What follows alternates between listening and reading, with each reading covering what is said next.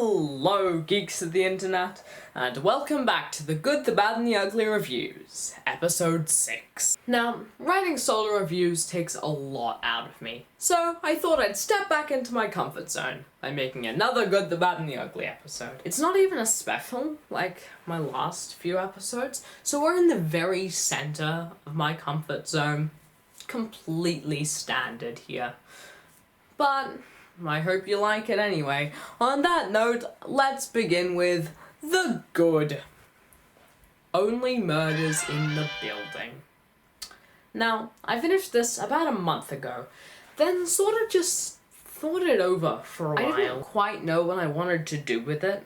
Like, I could make a theory about who the murderer is for the next season. It's Tina Fey or her assistant or both. Or I could make first thoughts or an analysis. But then it occurred to me, I need a good in my Good, the Bad, and the Ugly. But seriously, this show is great, so it 100% deserves the spot. And by the way, this is gonna be a semi-spoiler review. I won't spoil everything, but I will give you the important thing. Like, who the murderer is. I kinda need that in order to review the thing. It stars Martin Short, Steve Martin, and Selena Martin Gomez, and it's about them, obviously. Charles, Oliver, and Mabel, as they start a true crime podcast titled Only Murders in the Building, because someone was murdered in the building. Hence the name. And wow, this show is absolutely bonkers in all of the best ways. In general, the creators seem to sort of do this thing where they said, oh, this is just some funny comedic romp, you'll love it, it's just a bit of nonsense, but it's smarter than that. The main characters are funny and intriguing. You don't really know everything about them until the end, which is cool. Charles is a washed-up actor who's reached a low point and he doesn't really see much joy in life anymore. Oliver is a snobby theatre director who's in a lot of debt and is really just a theatre kid and makes jokes about others. Much like me. And Mabel is mysterious and tied to the dead person. She's a stereotypical youth, I guess, but she's also driven, darkly funny, and able to kill someone with a knitting needle. Nice. And yeah, despite this being a comedy and all, it's kinda dark. I mean, I assumed the show about murder would be very wholesome. And even though each episode seems to do away with the subject, basically seems to do away with the suspect from the last episode, there's still a hugely enticing story with the main characters and the murdered person, Tim Kono. You see, the sort of secret is that Mabel knows Tim Kono from when they were kids. They were best friends with their other two friends, Zoe and Oscar, up until the incident. Zoe's dead, killed by someone. The only witness is Tim, who doesn't speak up, and it's framed on Oscar. That's the basics. More is revealed throughout the series, but that's something you should probably see for yourself if you haven't already. Hence, semi-spoiler review. So yeah, it follows two main things. The actual solving of the murder and the production of the podcast, which for some reason happened at the same time. Why? This isn't a criticism, but just why? I can assure you, true crime podcasts are done after the crime is solved. Funnily enough, releasing evidence about a murder online for the world to see whilst the killer is on the loose might be just a little irresponsible. And obviously, that plays a big part in the series. The repercussions of making a podcast about a murder whilst the murder is happening. All sorts of things happen. As I said, for about 3 or 4 episodes in a row, it's just crossing off subjects. Not the cat guy, not the landlord, not the guy who funds the podcast, not Sting? Why would you think it was Sting? And also, why did he agree to this? I cannot work this out. Oh, and yeah, one more suspect. Oscar. Not the Grouch. Yeah, him. He's cool, I like him. He might be funnier than Mabel, but I don't know. And there's also irrefutable evidence against him in the episode he's introduced him. He was going to Tim's apartment on the day of the murder. And when they're finally given some other suspect, they say, you're fine. But I don't think there are really many other things that they could have done with this. And it's not bad, it's just odd. Before we touch on the actual murderer and the ending, let's talk about the series' comedy and tone-wise. It doesn't really feel like a big generic American sitcom. It's definitely not something like The Office or The Big Bang Theory. There aren't really any big ba-dum-tss moments. Because I guess there are no jokes, I guess? There are funny moments, there are funny things that happen, yeah, but there aren't really jokes. The jokes aren't really pointed out, there's no big gap or laugh track or anything. And thank goodness for that. I would dislike that. It's really story-driven rather than comedy-driven, so it's drastically different tonally from any other sitcom. It's drastically different tonally from sitcoms, and yeah, a lot of the jokes are just either funny characters or weird. Why is Bugs Bunny here? Why is the person who is dead talking to camera after we know he has died? An excellent question, to be sure. I love quirky comedy like this when it's done well and in the right amount. Shockingly, this does this well and in the right amount. It's also very meta, which I love. This scene here is one of my favorites. That's right. Our prime sponsor is now our prime suspect. Ooh, that's good. That will make a great last line for an episode. That's funny. Like, actually funny. They did it! They did it!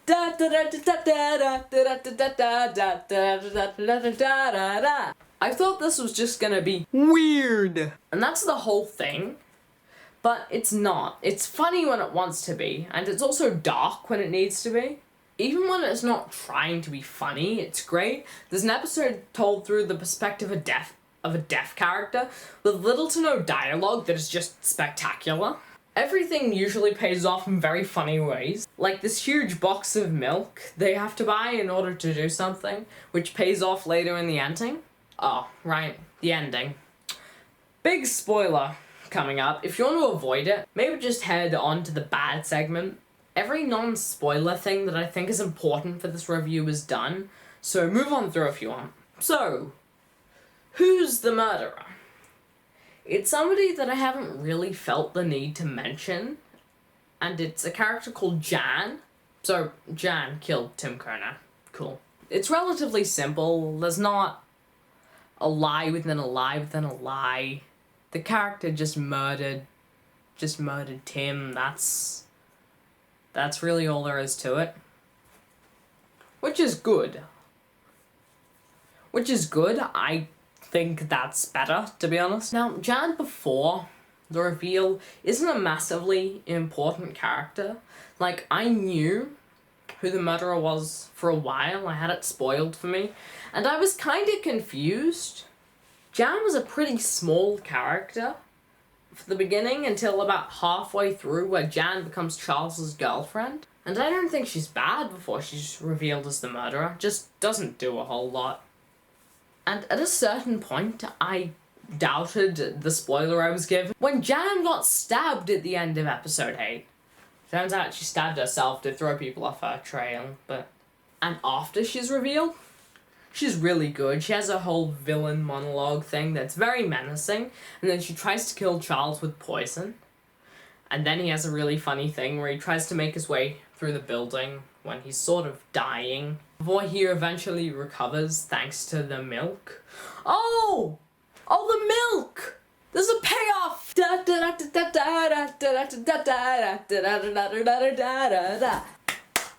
I love this! And then eventually they take down Jan, yeah. And yeah, it's funny, yeah. But I don't think there's anything I could really add to from here. So, yeah, that's pretty much everything. I love this show, guys. Wow. I don't think I really need to reiterate what I've said already, but in summary, I think this is really good. I think my biggest problem with this is just the logical inconsistencies, which isn't really a valid criticism. It's just something I thought was funny that I wanted to point out. So, 9 out of 10. I think this genuinely might rival Good Omens, which is pretty incredible. Okay, moving on! Next, the bad. A bit of an interesting choice. Which is to say, a bit of a weird choice. The PM's daughter. There's no real reason for me to review this, but it looked interesting. Like, it's some random Australian show that I found. But it looks weird, so why not review it? I was pretty nervous almost immediately after watching the first couple of trailers, because this looked vaguely like government propaganda. Believe it or not, government propaganda does not make good TV. What a shock. So the all-important question. Is it propaganda? Well, yes and no. The show is a teen comedy about a political conspiracy, so they show some bad politicians, you know, just that sort of generic stuff. But all in all, this might just be a show puffing up the actual Prime Minister. It's basically about Kat Parks-Perez, who's just an ordinary teen, except... Hi, I'm George, backwards sweater man, and welcome to Question Time! Why is Kat Parks-Perez anything but ordinary? Is she A. some kind of fantasy monster, B. an identical twin, C. a super genius, or D. she's in a position of power? The answer is D! She's the daughter of the Prime Minister of Australia! Of course the main character is a rebellious teen. That's literally most of the storyline. And jokes. And she fights with her mother a lot, but when push comes to shove, Kat realizes the PM's really a good person. Hooray for propaganda! And yeah, Kat has to juggle being famous with a normal life, and also protesting. It's about climate issues and how little most people are doing to prevent them, but instead of fighting for actual change, they made a TV show! Okay. But naturally, Kat can't do this all on her own. She needs some wacky high school best friends! We have Sadie, the nerdy one that talks fast. And we have Ollie, the kinda stupid basketball one. Oh no. This is a Disney Channel show, isn't it? It's literally just a budget Disney Channel, which is saying a lot. Oh no. And together, they have to stop this group called the Agitators who dislike the Prime Minister. And naturally, people who dislike the Prime Minister are the bad guys. Government propaganda, hooray! I don't really dislike the side characters, but they're not great. They're little more than simply trendy teenagers with one big personality trait. I think the best characters are probably Kat, who acts like a fully fledged character, the PM, who occasionally says some reasonable stuff, and Miro, who feels like a good foil to Kat throughout the series. But I haven't really spoken about my specific criticisms, so let's get into that. The Agitators sort of work from the shadows throughout the show, and that's the whole big mystery throughout the show. Who runs the Agitators or works for the Agitators? At the beginning, everyone suspects another protesting group called Action Uprising, but they protest lawfully and they're pretty much removed from the running pretty early on. So they move on to the next suspect, Miro, but he works with Action Uprising, so it's not him. But he's still sort of an antagonist throughout the show, but they really prove he doesn't work with the Agitators when he helps out the good guys later. So, sort of a twist here. Oh, wait. No. Yeah, he's an agitator. Oh, wait, no, but he's not a bad agitator. He's a good agitator. Is that it? Are we done? Great. So then they suspect Yvette, who is definitely evil this time. Wait, no, she's not shady at all. Oh, wait! She's not evil, but she is a spy. Come on! And then it comes back to someone I suspected from the beginning. Ollie's father. Largely because he's sort of pressuring Ollie throughout the series, but also, he's a seemingly minor character, but he does appear in the opening credits. That's the #1 rule of short mystery series. Usually if they have a very small part, but they're in the opening credits, they're the mystery bad guy. So yeah, it's just meaningless twist after meaningless twist. It's pointless. In fact, many events of this series are pointless. Every episode sort of ends with a cliffhanger that seems like it will absolutely send ripples throughout the series as we know it, but it winds up pretty much just being the struggle of the episode. Uh-oh, Kat is grounded for one episode. Uh-oh, her friends hate her, one episode. Nothing really feels earned, and oh gosh, the writing is not great. Just really constantly hammering in the fact that it's very trendy. Like, it references social media whenever possible, which is great. And the writing sometimes leads to interesting lines, such as this. OMB, Queen Bee to the Yonsei. What? Who wrote this? Who thought this was a good idea? Nobody says Queen Bee to the Yonsei. Why? And this isn't really an attempt at trendiness here, but it is odd. Wow. Those Belgians sure do know how to make a good chalky. Why did you write this? I need answers.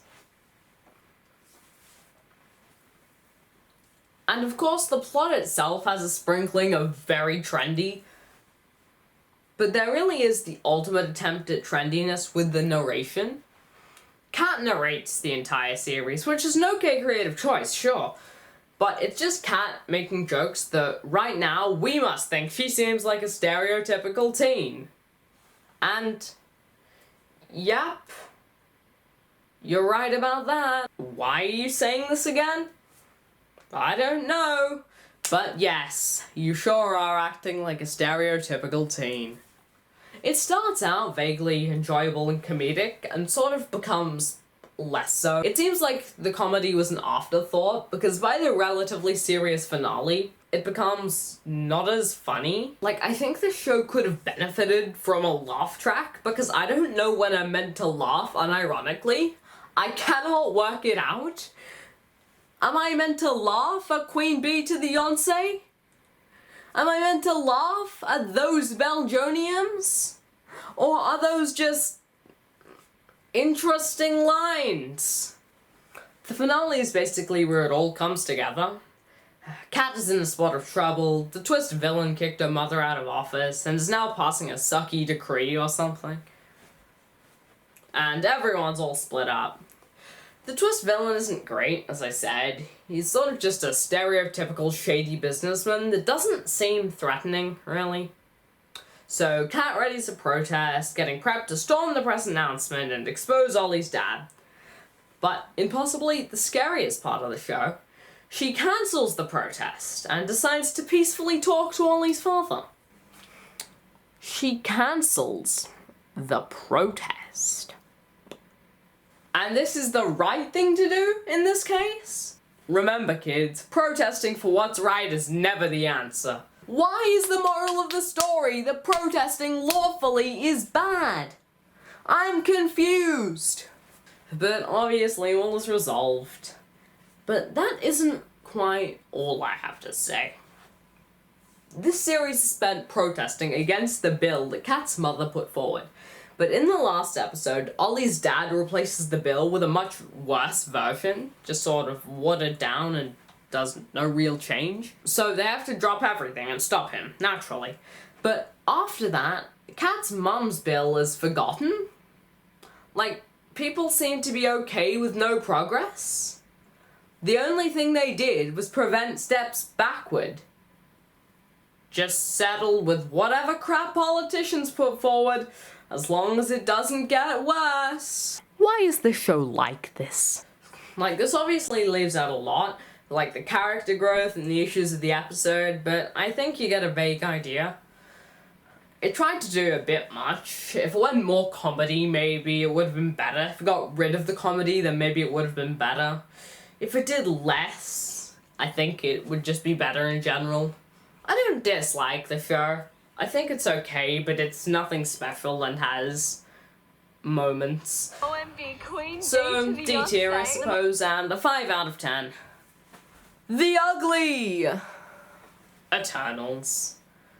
Oh no! It's not that bad. I think I might have been able to put it in the good category, if not for the fact that I had something better for this episode, which is literally the main principle of this show, if you're unaware.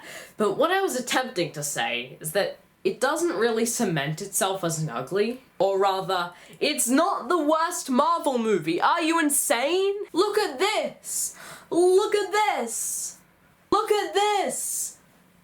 I personally like Thor: The Dark World, but it's still worse than Eternals. It's a good but odd film, so I've decided to do something slightly different with the structure of this review.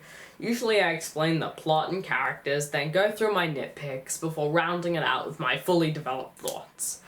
But not for this. I'm going to review the film by exploring and hopefully explaining the thoughts of the critics. Something that seems to be said very frequently is, this film is long, slowly paced, and dull. And yeah, it's long. I watched this in chunks. The whole thing with the main Eternals setting out to find the rest of the Eternals and bringing them together is just something that's naturally difficult to do. And a lot of people think the cast is too big and there are too many Eternals that no one cares about. And sure, but I feel in order to be faithful to the Eternals, this is a good number of them to be included. They obviously can't all get equal time. That'd be insane to pull off and would probably make this film much longer and much more dull. But yeah, the characters are pretty good. Cersei's a really good main character. Gemma Chan's great. Icarus and Dane, the Game of Thrones actors, are pretty good, even though one didn't really need to be that. Hi there, Kit Harington. He's great and will be an awesome Black Knight, obviously, but he doesn't do much in the movie. Angelina Jolie, aka Athena, is okay. She's good at playing Athena, and her whole mind thing is cool, but Athena was barely in it. Druig and Ajax are great. I like the whole thing with very different perspectives, and it's cool that at different points in the film they both seem like villains, but Ajax died early and was only in flashbacks. Kingo is great, but that's for no real reason. I kinda just like Kingo's whole shtick. Gilgamesh also dies, and as such doesn't stick around long enough to be memorable, but he's good. Phastos' whole view on humanity is a great take for this film. It definitely had to be explored in order for this film to really be complete. And Sprite kinda annoys me, but she's fine. Also, Makari is fast and loves Druig. That's her character. Overall, yeah, they all had to be there, but all felt underused. And a lot of people didn't like the ending, I don't think, but I thought it was pretty good. That twist with the Celestial that sent them to Earth actually being evil is really good, and I like the whole choosing sides thing at the end, especially with Sprite, Druig, and Icarus. And then, boom boom bang bang baby! The Celestial on Earth is stopped at the end. And yeah, it was a Skybeam final battle, but I don't really care, it's a Marvel movie. Which brings me on to a couple of the deeper complaints that people have that don't really relate to the actual film. One of them is apparently people seem to think that the critics dislike Eternals because it's too diverse. Uh-oh, diversity! What? There'll probably be someone out there who dislikes it for that reason, but surely that's not the big complaint. Films like Black Panther and Wonder Woman got rave reviews. Critics usually don't care. That's not relevant to this film. But now onto a personal theory that I have about what critics seem to think about Eternals. A lot of people share my thoughts here. I reckon that some critics, not all, dislike this film because it's not Nomadland. Chloe Zhao, the director of this film, won Best Picture for Nomadland, and this has really been Zhao's next big project since. After Nomadland, the Best Picture went into Eternals. I think critics were disappointed, because all in all, this is just a Marvel movie. It doesn't really try new genres or styles. There are still superheroes that fight with big lasers, still faceless CGI monsters, still a skybeam, still witty banter. This is, for all intents and purposes, another regular Marvel movie. Whilst being deeper than, say, Iron Man, it's still a Marvel movie. And yeah, whilst I don't personally agree, I understand where the critics are coming from. I don't think you can really grade a film based on another film, but being disappointed with a film, I get. Eternals isn't perfect, absolutely not, but it's a fun Marvel romp. So let's go B tier and 7 out of 10. This film is flawed, sure, but it's not the worst Marvel movie. Nothing that I really winced at. Patton Oswalt's Pip the Troll? Huh, that's weird, but I don't really care. Wait. Harry Styles is Star Fox? What? Harry Styles? Member of One Direction? Is Star Fox Thanos' brother? I'm sorry, I need to ponder that for a bit.